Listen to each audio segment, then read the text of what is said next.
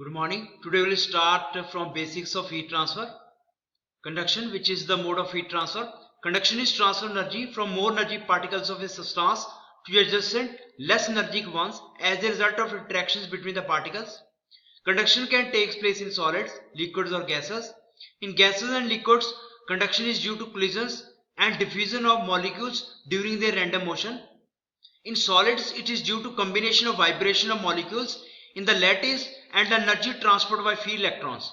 A cold can drink in a warm room, for example, eventually warms up to the room temperature as a result of heat transfer from the room to the drink through the aluminium can by conduction.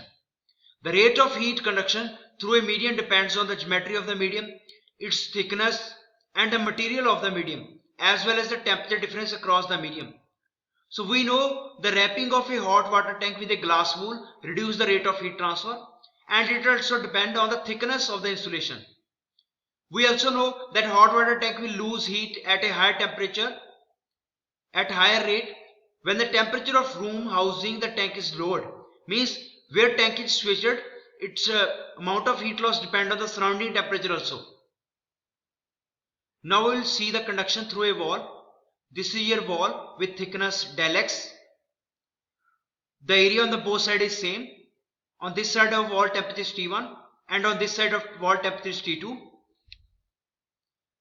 Experiments have shown that the rate of heat transfer Q dot through the wall is doubled when the temperature difference del T across the wall or area normal to the direction of heat transfer is doubled.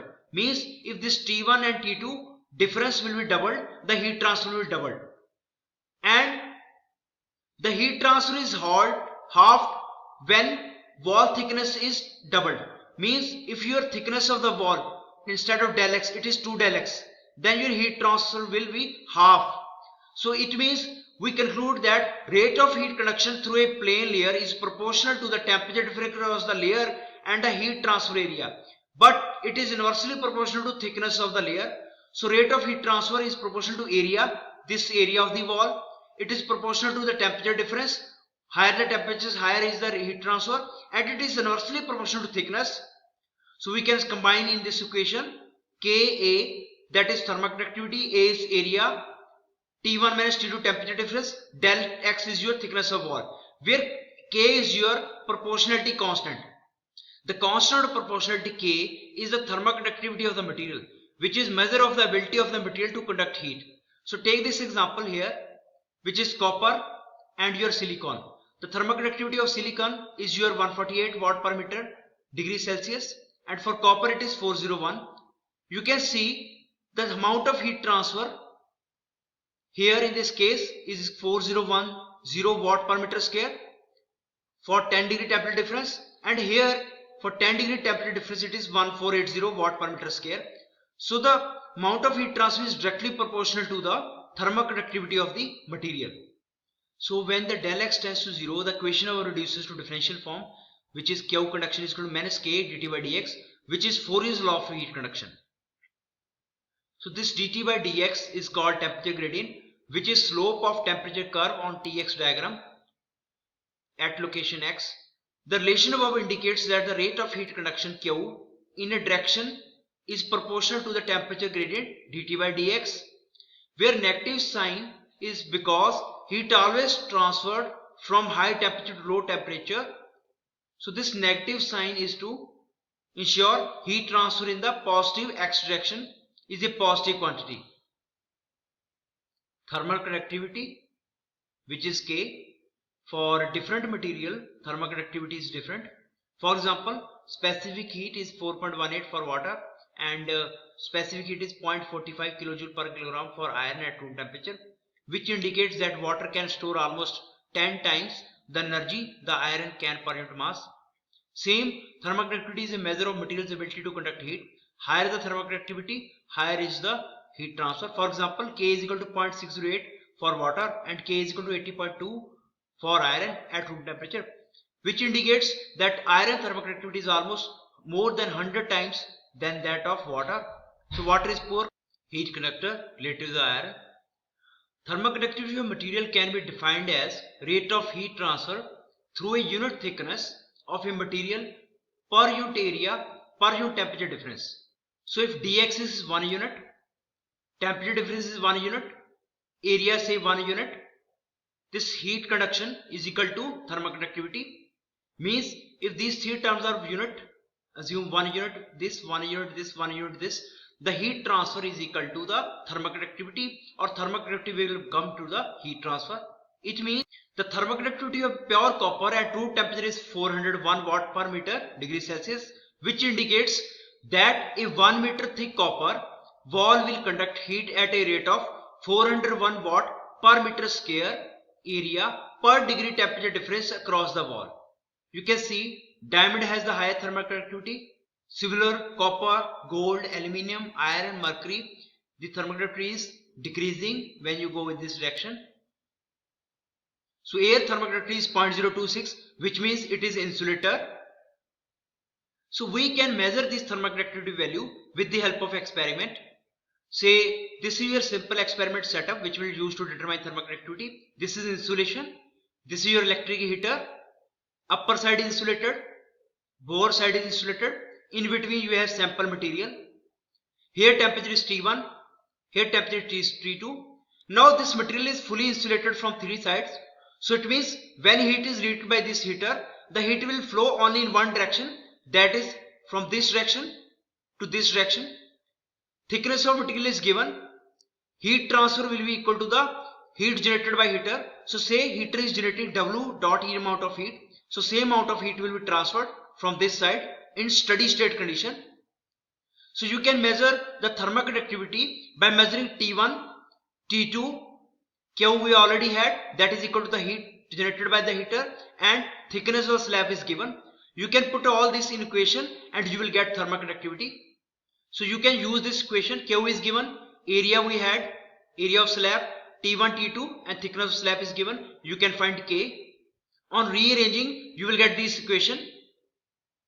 Temperature is a measure of kinetic energies of a particles such as the molecules or atom of substance. In a liquid or gas, the kinetic energy of molecule is due to their random translation motion as well as their vibration and rotational motions. When two molecules possess different kinetic energies collide, and part of kinetic energy of the more energetic molecule is transferred to the less energetic, lower temperature molecule, much the same as when two elastic balls of same mass at different velocity collide, part of kinetic energy of the faster ball is transferred to the slower one. The kinetic theory of gases predict and the experiments confirm that thermoconductivity of gases is proportional to the square root of the absolute temperature T and inversely proportional to the square root of the molar mass. So it means if the molar mass is less, which is for helium, thermal conductivity is more as compared to the air, which is having molar mass of 29. So helium with the lesser molar mass having higher conductivity as compared to air. The mechanism of heat conduction in solid, liquid and gases is different. The molecules are more closely packed in case of a liquid. They exert a stronger intermolecular forces. The thermal conductivity of liquids usually lies between those of solids and gases. You can see these are all metals here. This is your liquid, mercury, water, oil, and this is your gases. So liquids lies between metals, solids and between the gases. In gas, molecules are far apart from each other. In liquid, the molecules are closely packed, while in solid, the atoms and electrons are arranged in a well-ordered manner in a lattice. So in solids, heat conduction is due to two facts: the lattice vibration waves induced by vibration motion of the molecules positioned at relatively fixed position in a periodic manner called a lattice, and energy transfer by the free flow of electrons in the solid. The thermal conductivity of solid is obtained by adding the lattice and electronic components. The relatively high thermal conductivity of pure metals are primarily due to the electronic component, means electrons in the metal are responsive for the thermal conductivity, free electrons. The lattice component of the thermal conductivity strongly depends on the way the molecules are arranged. For example, diamond, which is highly ordered crystalline solid, has the highest known thermal conductivity at room temperature. Unlike metals, which are good electrical and heat conductors, crystalline solids such as diamond and semiconductors such as silicon are good heat conductors but poor electrical conductors. So diamond, graphite, silicon carbide, these has the highest thermal conductivity in the range of 1000 watt per meter degree Celsius. Pure materials have high thermal conductivities, and one would think that metal alloys should have also high thermal conductivity. So if the two metals have a thermal conductivity of K1 and K2, and the alloy must have thermal conductivity near to the K1 and K2, but this is not so. You can see here copper thermal conductivity is 401, nickel which is 91 watt per meter degree Celsius, and when they are used to make an alloy with constant N, you will get 23 thermal conductivity. So alloys have less thermal conductivity. Even small amounts of pure metal of origin molecules that are good conductors themselves seriously disturb the flow of heat in the metals. For example, the thermal conductivity of steel containing just 1% of chrome is 62, while the thermal conductivity of iron and chromium are 83 and 95. The thermal conductivity of materials vary with temperature. You can see here copper thermal conductivity decrease with increase in temperature, as well as aluminium. The thermal conductivity of sustained solids exhibit dramatic increase at temperature near absolute zero. When these solids become superconductors, for example, the conductivity of copper reaches a maximum value of about 20,000 watt per meter degree Celsius at 20 Kelvin, which is about 50 times the thermal conductivity at room temperature. So this graph shows the variation of thermal conductivity temperature. In case of air argon, with increase in temperature, thermal conductivity will increase. In case of water, it will first increase, then it will decrease. While in case of diamonds, with increase in temperature, these are solids, thermal conductivity will decrease. In the most cases, you can see. So the temperature differences of thermal conductivity causes a considerable conservative in conduction analysis. Therefore, it is common practice to evaluate thermal conductivity at the average temperature and treat it as a constant in calculations. Thermal diffusivity. The product of density and Cp, which is used in heat transfer analysis, is called heat capacity of a material. Both the specific heat and heat capacity represent the heat storage capability of material, but Cp expressed in per unit mass, whereas density Cp expressed it per unit volume. Other term which we use in engineering is thermal diffusivity.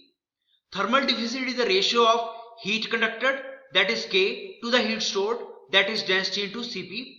Note that the thermal conductivity K represents how well a material conducts heat, and the heat capacity represents how much energy a material can store per unit volume. The larger the thermal diffusivity, the faster the propagation of heat into medium. A small value of thermal diffusivity, alpha, means that heat is mostly absorbed by the material and small amount of heat will be conducted further. So silver has large value of thermal diffusivity, so it is good conductor of heat, as compared to wood, which has lower value of thermal diffusivity. So this is up to here about the conduction, the mode of heat transfer. Like this video, subscribe this channel, and thank you for watching this video.